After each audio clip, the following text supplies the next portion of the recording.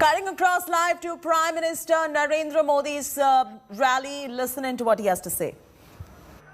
मैं गुरु जम्बेश्वर भगवान के चरणों में प्रणाम करता हूं।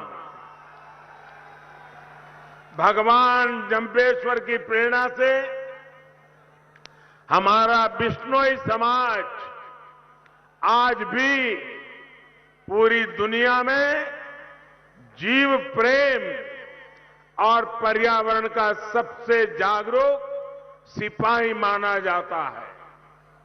साथियों, इस चुनाव में ये पंजाब में इस बार का जो चुनाव है, ये एक प्रकार से मेरी आखिरी सभा है और कल शाम को चुनाव प्रचार भी समाप्त हो रहा है। मैं बीते कुछ दिनों से पंजाब के अलग अलग क्षेत्रों में गया हूं। पूरे पंजाब में आज एक सुर से एक ही आवाज उठ रही है, भाजपा को जिताना है, एनडीए को जिताना है, पंजाब में डबल इंजन की सरकार बनाना है।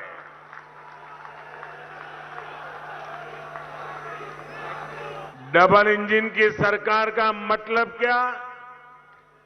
पंजाब का इस दशक में सबसे तेज विकास। डबल इंजन की सरकार का मतलब पंजाब से रेत माफिया, ड्रग माफिया, इनकी विदाई। डबल इंजन की सरकार का मतलब है पंजाब की औद्योगिक इकाइयों में नई ऊर्जा भरना। डबल इंजन की सरकार का मतलब है पंजाब के युवाओं को रोजगार, स्वरोजगार के नए मौके देना।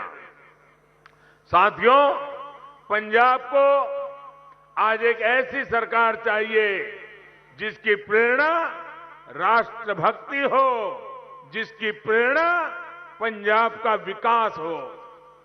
बीजेपी पूरे समर्पित भाव से पंजाब के लोगों के सामने पंजाब की सुरक्षा का संकल्प लेकर, पंजाब के विकास का संकल्प लेकर के आई है। एक बार भाजपा को आपकी सेवा करने का मौका दीजिए। एक बार 5 साल मुझे दीजिए।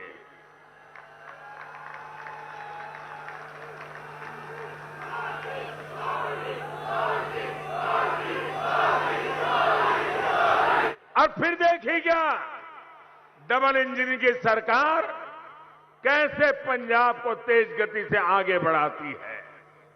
आप देखिए, देश के इतने सारे राज्य हैं, जब कांग्रेस एक बार गई तो फिर कभी लौटकर आई ही नहीं। और जहां भाजपा को आशीर्वाद मिल गया, वहां तो कांग्रेस जड़ मूल से साफ हो गई। साथियों, पंजाब के एक क्षेत्र ने देश को ये दिखाया था कि खेती भी खुशहाली का जरिया बन सकती है। लेकिन आज स्थितियां बदल रही है। यहां की मिट्टी की उपजाऊ क्षमता घट रही है। मिट्टी में केमिकल्स बढ़ गए हैं। भाइयों और बहनों, इतिहास गवाह है, कांग्रेस ने किसानों को हमेशा धोखा दिया है। स्वामीनाथन कमीशन की सिफारिशों को लागू करने की मांग सालों से देश में थी। ये फाइल पर बैठ गए थे, लेकिन कांग्रेस सरकारें झूठ पर झूठी बोलती रही। केंद्र में हमारी सरकार बनी तो हमने उन सिफारिशों को लागू करने का काम करके दिखाया। भाइयों बहनों, ये हमारा किसानों के प्रति हमारी भारतीय जनता पार्टी का लगाव है।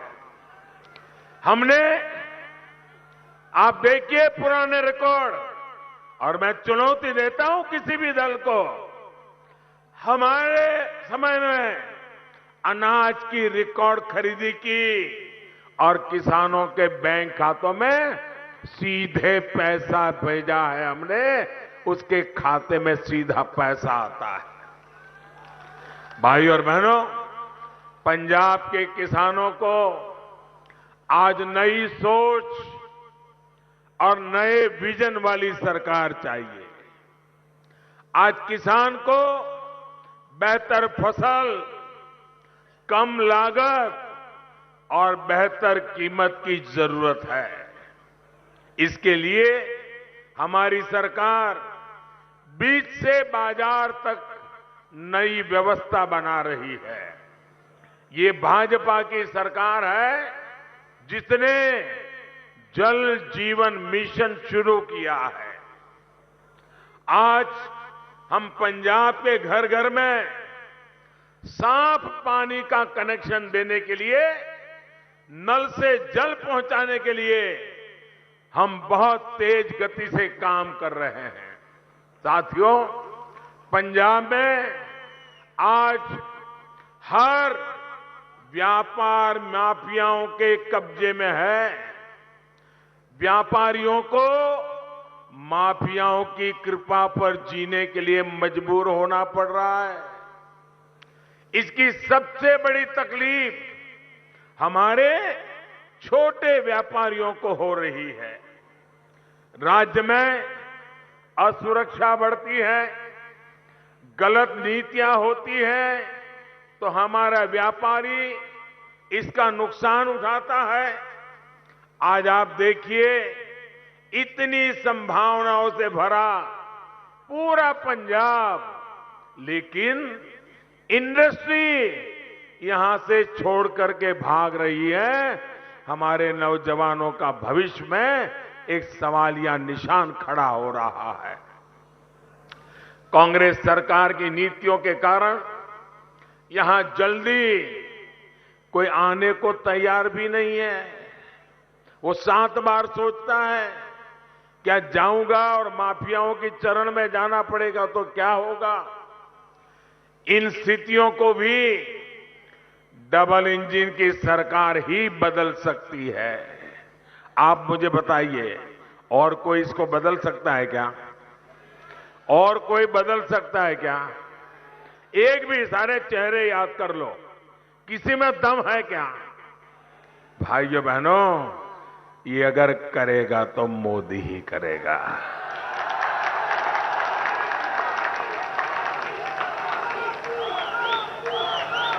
हमने अपने घोषणा पत्र में अनेक संकल्प लिए हैं।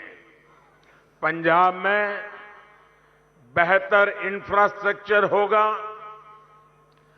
पारदर्शी सरकार होगी, तो न उद्योगों को पलायन करना पड़ेगा, न नौजवानों को अपना गांव, अपने दोस्त, अपने बूढ़े माँ बाप, अपने खेत खलिहान, ये सब छोड़ करके मेरे नौजवानों को पंजाब से बाहर नहीं जाना पड़ेगा।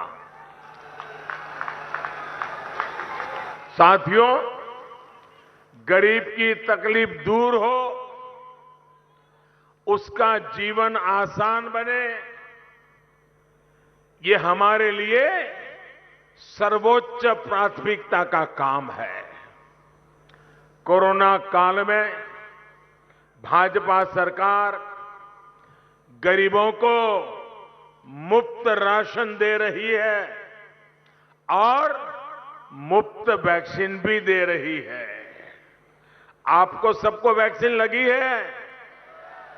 सबको वैक्सीन लगी है? आपको कोई पैसा देना पड़ा क्या? भाइयों बहनों, ये आपकी जिंदगी को बचाने में एक रक्षा कवच के रूप में काम आ रहा है कि नहीं आ रहा है? आपके जीवन को बचाने के लिए भारत सरकार पूरी रात दिन काम कर रही है कि नहीं कर रही है?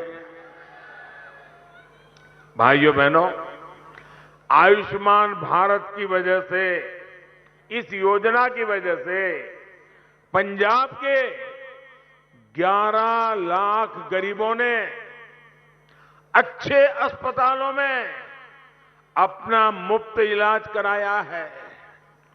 ये हमारी योजना ऐसी है कि अगर आयुष्मान भारत का आपके पास कार्ड है, इस देश के 50 करोड़ लोगों को इसका लाभ मिल रहा है। 50 करोड़, दुनिया के देशों की आबादी से भी ज्यादा लोगों को।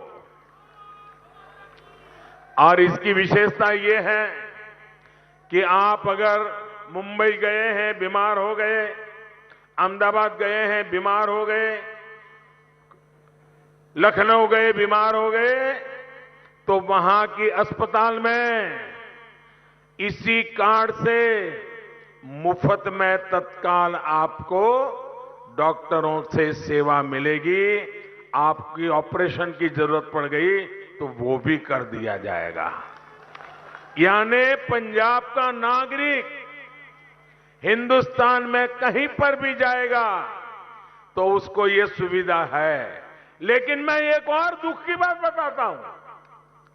आपके पास कार्ड है, आप अहमदाबाद जाएंगे तो ऑपरेशन हो जाएगा, भोपाल जाएंगे तो ऑपरेशन हो जाएगा, लखनऊ जाएंगे तो हो जाएगा, लेकिन दिल्ली जाएंगे जहां मुख्यमंत्री जो बैठे हैं,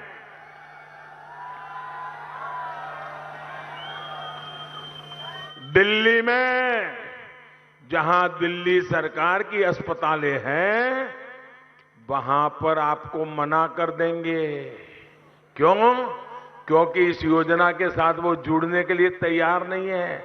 आप मुझे बताइए भैया, आपको भारत सरकार 5 लाख रुपए तक बीमारी के लिए खर्च दे रही है, तो पंजाब के लोगों को अगर दिल्ली में कहीं मदद जरूर पड़ जाए तो तुम्हारे पेट में चूहे क्यों दौड़ रहे थे?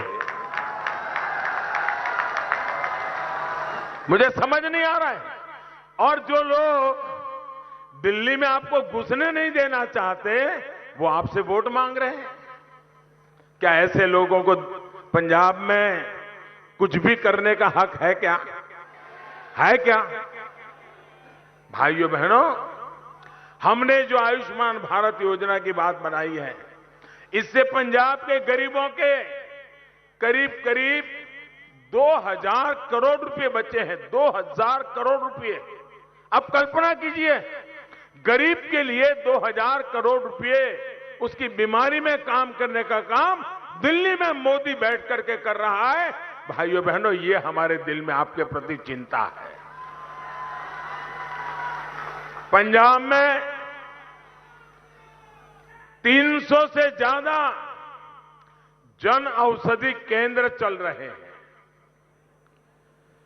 और वहां पर जो बाजार में महंगी दवाई मिलती है, वैसी ही दवाई में कोई समझौता नहीं, कोई कॉम्प्रोमाइज नहीं, उसकी क्वालिटी में कोई कॉम्प्रोमाइज नहीं।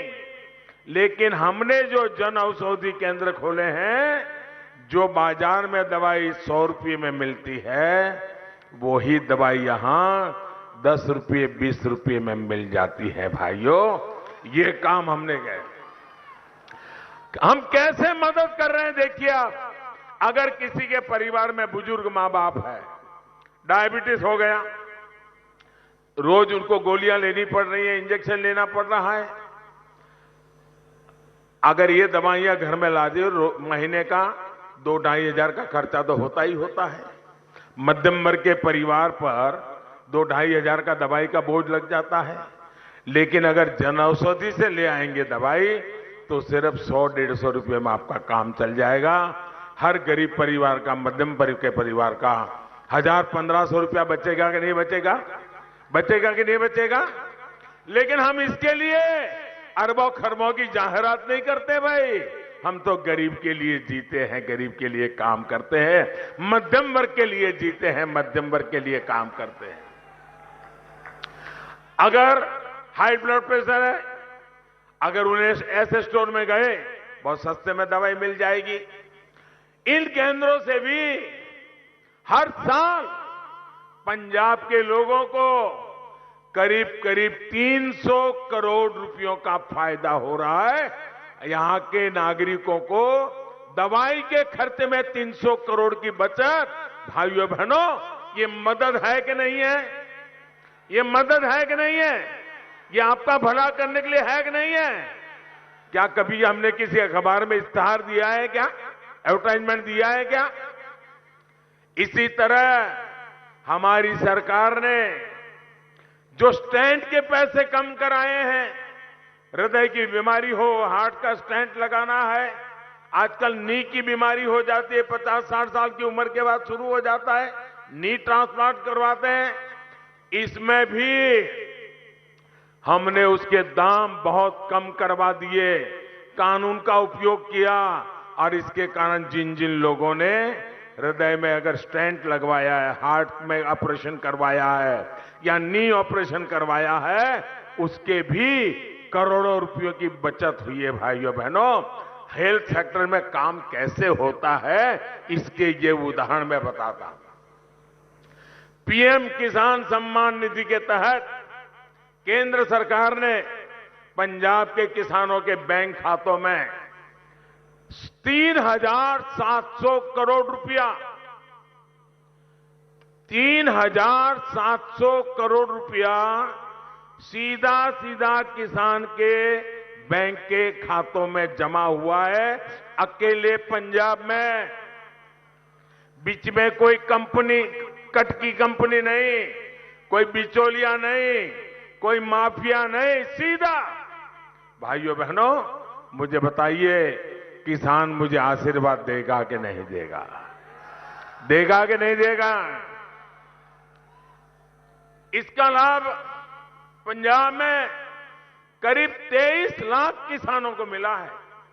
23 लाख किसानों को केंद्र सरकार की प्रधानमंत्री आवास योजनाओं के तहत पंजाब में 75,000 से अधिक घर बनाए जा रहे हैं और एक एक घर बनाने के लिए लाख सवा लाख रुपया उनके खाते में भारत सरकार जमा करवाती है ताकि वो पक्के घर में जिंदगी गुजारना शुरू करे। भाई, गरीबों को पक्के घर के लिए अकेले पंजाब को 2,000 करोड़ रुपए से के भी अधिक की राशि दी गई है। इधर आंकड़े जोड़ दीजिए, मैं तो कुछ ही बता रहा हूं, ये सारा दिल्ली से पैसा पंजाब की धरती पर उतारने का हमने काम किया है। साथियों, उजाला स्कीम के तहत हमने बिजली बिल कम हो, हमेशा हमेशा के लिए बिजली का खर्चा कम हो, आपकी जेब से ज्यादा पैसे न जाएं, एक स्थायी व्यवस्था बनाई और टेक्नोलॉजिकल सॉल्यूशन निकाला। इसके तहत एलईडी बल्ब हमने पंजाब में वितरित किए। इस वजह से गरीबों के बिजली के बिल में 900 करोड़ रुपए से भी अधिक बिजली का बिल बचा है। अगर मध्यम वर्ग के घर में 4 लट्टू वाले हैं तो उसका 1,500 2,000 रुपया बच जाता है बिजली का। भाइयों, ये लोग आज जो वादे कर रहे हैं वो एक प्रकार से आपके घर में रोशनी लाने का वादा नहीं है, आपके जेब के पैसे बचाने का वादा नहीं है। ये ऐसा रास्ता है जो पूरे पंजाब को कुछ ही वर्षों में अंधकार में डुबो देगा। बिजली के कारखाने चलाने की ताकत नहीं होगी, पूरा पंजाब अंधेरे में फंस जाएगा। ये रास्ता इन्होंने चुना है। आप मुझे बताइए, क्या पंजाब में अंधेरा आने देना है? अंधेरा आने देना है? अंधेरा आने देना है तो इन लोगों को दिल्ली में ही रोक लो भैया, आने मत दो यहां।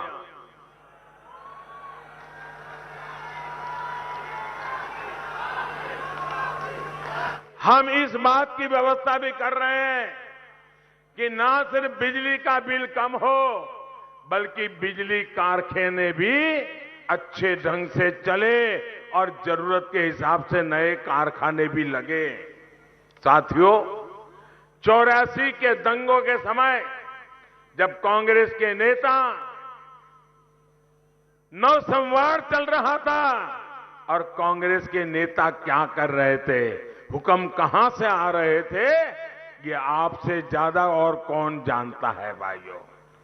तो ये बीजेपी के नेता, हमारे कार्यकर्ता, हमारे सिख भाई परिवारों को बचाने के लिए, मैं उस समय गुजरात में था, एक भी परिवार को तकलीफ नहीं होने दी, एक भी परिवार को शान से जीते हैं भाइयों। हर सुख दुख में हम पंजाब के लोगों के साथ डटकर खड़े रहे हैं। साथियों, कांग्रेस हमेशा से एक क्षेत्र के लोगों को दूसरे से लड़ाती रहती है ताकि उनकी गाड़ी चल जाए। ये कांग्रेस के जो मुख्यमंत्री ने जो कल बयान दिया है और जिस पर ये दिल्ली का परिवार है उनका मालिक, वो बगल में खड़े रह करके तालियां बजा रहा था, बताइए। और ये पूरे देश ने देखा है। अपने इन बयानों से ये लोग किसका अपमान कर रहे हैं। यहां का कोई ऐसा गांव नहीं होगा, कोई ऐसा गांव नहीं होगा जहां हमारे उत्तर प्रदेश के भाई बहन या हमारे के बिहार के भाई बहन यहां पर मेहनत न करते हो, ऐसा कोई गांव नहीं होगा भाइयों।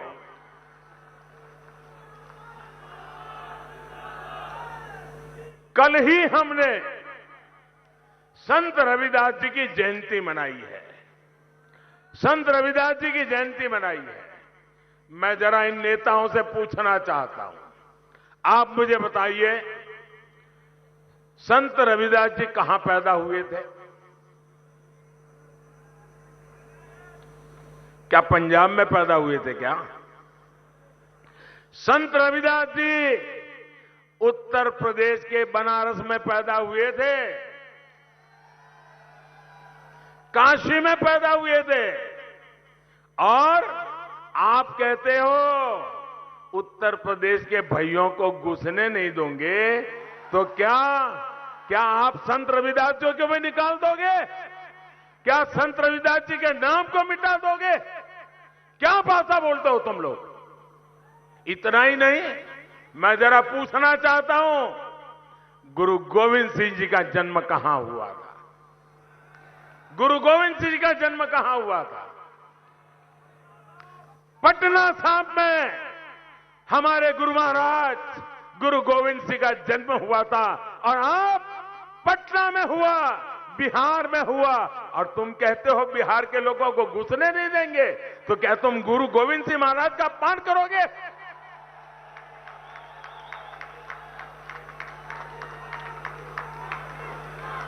आप गुरु गोविंद सिंह जी का अपमान सहन करोगे क्या? जिस मिट्टी में गुरु गोविंद सिंह जी ने जन्म लिया, उस मिट्टी का अपमान करोगे क्या? जिस मिट्टी में गुरु गोविंद सिंह जी ने जन्म लेकर के हमारी रक्षा की, उस मिट्टी के संतानों को उत्तर पंजाब में घुसने नहीं देंगे, ये भाषा का प्रयोग करोगे क्या? संत रविदास जी, जिन्होंने समाज का इतना बड़ा कल्याण किया, काशी में पैदा हुए, आज पंजाब के हर घर में संत रविदास जी के प्रति श्रद्धा है। क्या आप उनको भी निकाल दोगे? हम यूपी बिहार के लोगों को घुसने नहीं देंगे। भाइयों बहनों, इस तरह की विभाजनकारी सोच को एक पल के लिए पंजाब में राज करने का अधिकार नहीं है। भाइयों बहनों, हमारा पंजाब सीमावर्ती राज्य है। इस पर सीमा पार से हमेशा नापाक नजरें बनी रहती है, गड़ी रहती हैं। इसलिए यहां जो सरकार बनेगी वो राष्ट्र प्रथम, नेशन फर्स्ट, इसके लिए प्रतिबद्ध सरकार होनी चाहिए। ढुलमुल रवैये वाले लोग नहीं होने चाहिए।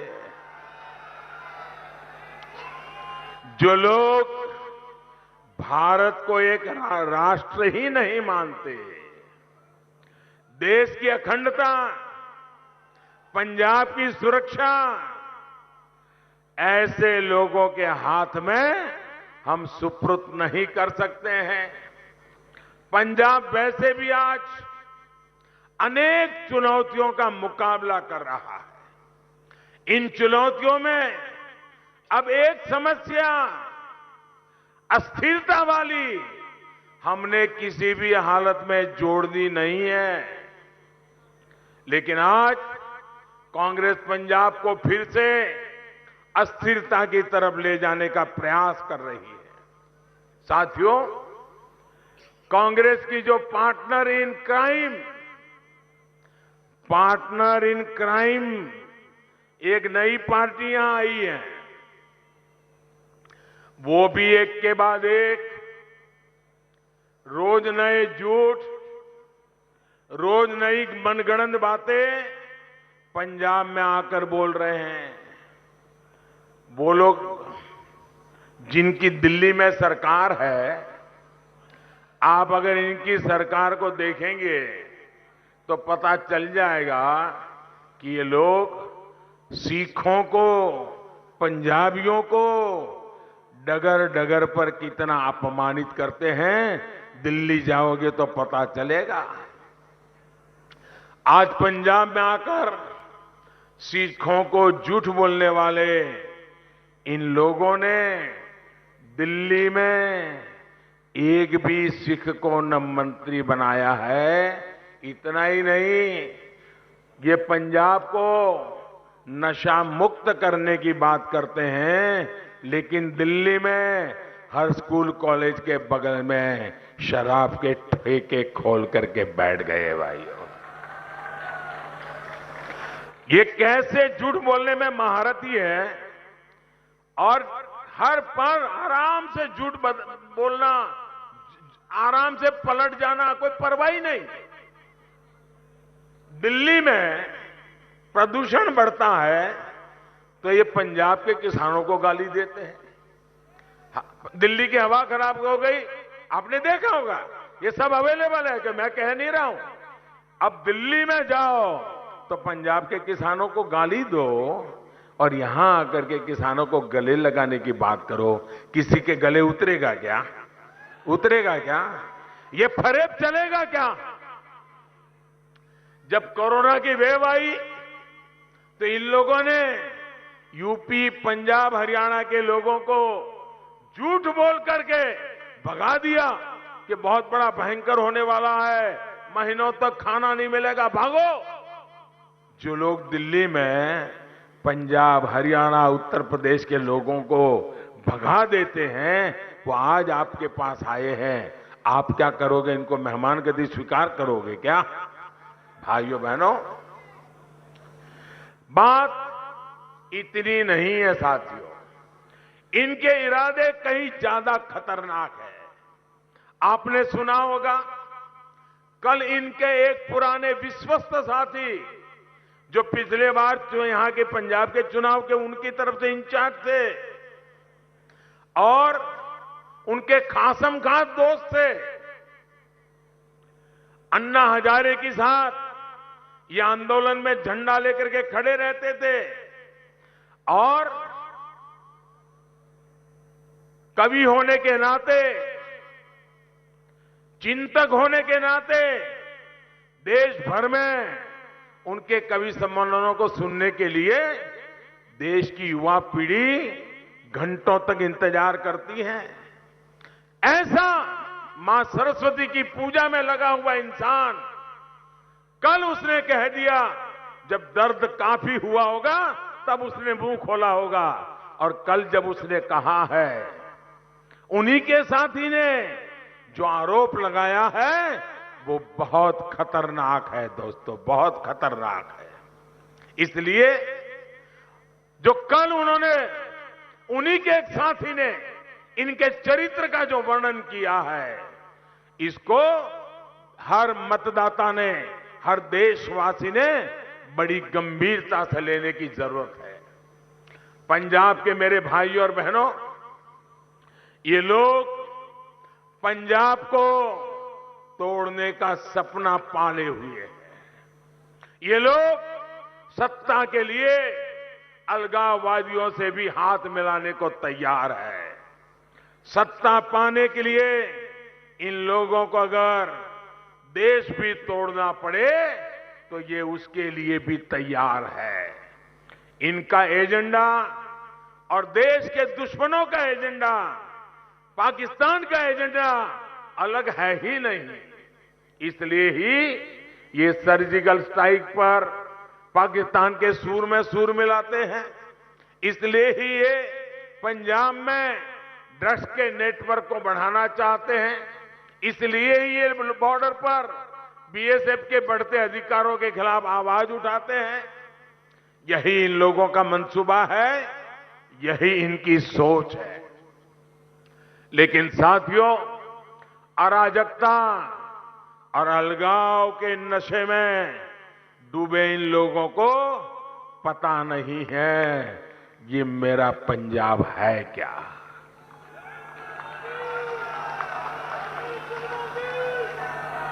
ये मेरे पंजाब ने कितने घाव झेले हैं, लेकिन इस देश के लिए मरने मिटने में कोई आगे रहा है तो मेरा पंजाब रहा है भाइयों। पंजाब उन गुरुओं, उन शहीदों की भूमि है जिन्होंने देश के लिए अपने प्राण न्योछावर कर दिए थे। ये पंजाब और ये भारत किसी की साजिशों से टूटने वाला नहीं है। हर भारतीय ऐसी ताकतों के सामने पूरी ताकत से खड़ा है। भाइयों और बहनों, ये सामान्य चुनाव नहीं है। ये पंजाब के वर्तमान के लिए, पंजाब के भविष्य के लिए बहुत महत्वपूर्ण चुनाव है। अब बीच में 2-3 दिन ही बचे हैं। 20 तारीख को पंजाब के लोगों को इनके अपराधों का हिसाब करना है। करोगे? चुन चुन के हिसाब करोगे? पल पल का हिसाब करोगे? 20 तारीख को पंजाब के लोगों को भाजपा के लिए, एनडीए के लिए, नवा पंजाब के लिए पुरजोश भारी मात्रा में ज्यादा से ज्यादा संख्या में वोट करना है। वोट करोगे ना? करोगे ना? ऐसा तो नहीं होगा ना कि इस सभा के बाद अरे भाई सभा बड़ी जबरदस्त हो गई, रैली बड़ी जबरदस्त हो गई, चलो आज सो जाते हैं। ऐसा नहीं करोगे ना? ऐसा नहीं करोगे ना? घर घर जाओगे, एक एक मतदाता को मिलोगे, देश की बात बताओगे, पंजाब के उज्जवल भविष्य की बात बताओगे, यहां के नौजवानों के कल्याण की बात बताओगे, यहां की माताओं बहनों की भलाई की बात बताओगे, लोगों को मतदान के लिए तैयार करोगे, कमल पे वोट डलवाओगे, एनडीए के साथियों को वोट डलवाओगे। भाइयों बहनों, मैं विशेषकर से मैं उन नौजवानों से भी आग्रह करना चाहता हूं जो जीवन में पहली बार वोट देने के लिए जाने वाले हैं, जो फर्स्ट टाइम वोटर्स हैं। ये फर्स्ट टाइम वोटर आपके जिंदगी का एक महत्वपूर्ण अवसर है। जब आप वोट डालने जा रहे हैं, मतलब आप अब पंजाब का भविष्य तय करने के एक निर्णय के भागीदार बन रहे हैं। ये बहुत महत्वपूर्ण अवसर आपको मिला है। मैं फर्स्ट टाइम वोटर से कहना चाहता हूं, आप गर्व के साथ वोट करने जाइए और याद रखिए आज का दिन जीवन में कि आपने पहले वोट से ही पंजाब की शकल सूरत बदलने का काम किया था और आपने पंजाब को बनाने में भागीदारी दी थी। आज मैं हमारे अबोहर के लोगों से भी एक विशेष आग्रह करूंगा। मैं जब यहां मंच पे बैठा था तो जब मैं यहां काम करता था सारे पुराने परिवार सबको मैं देख रहा हूं, दूर से हाथ उठा करके नमस्ते कर रहा हूं। आप सबके बीच में लंबे अरसे तक काम करने का मुझे मौका मिला है, लेकिन आपसे अबोहर के मेरे साथियों को मैं एक विशेष जिम्मेवारी देना चाहता हूं। मुझे बताया गया कि हमारे उम्मीदवार को कोरोना के कारण अब बाहर निकलना मुश्किल हो गया है, तो अभी 2-3 दिन आप ही को हर यहां का नागरिक ही उम्मीदवार है। अब हमारे उम्मीदवार कोरोना के कारण ना आ पाए, हर व्यक्ति हमारा उम्मीदवार है, हर कार्यकर्ता हमारा उम्मीदवार है। हमें मिलकर के अबोहर में 2-4 दिन उनको थोड़ा रेस्ट करना पड़ेगा, आइसोलेशन में रहना पड़ेगा। उस काम को हम निभाएंगे क्या? एक एक कार्यकर्ता इस बात को निभाएगा। देख के हम मिलकर चलेंगे। एनडीए के हमारे साथी श्रीमान ढींडसा साहब, कैप्टन साहब, हम सब मिलकर के पंजाब के सपनों को पूरा करने में कोई कमी नहीं रहेगी। इसी आशा के साथ आप सभी का बहुत बहुत धन्यवाद। दोनों मुट्ठी बंद करके पूरी ताकत से बोलिए भारत माता की, भारत माता की, भारत माता की। जो हमारे उम्मीदवार हैं इस चुनाव में, उनसे मेरी यह प्रार्थना आगे आ जाए ताकि मैं भी आपके साथ खड़ा हो जाऊं, हरदीप जी भी आ जाएं। भारत माता की, भारत माता की। बहुत बहुत धन्यवाद।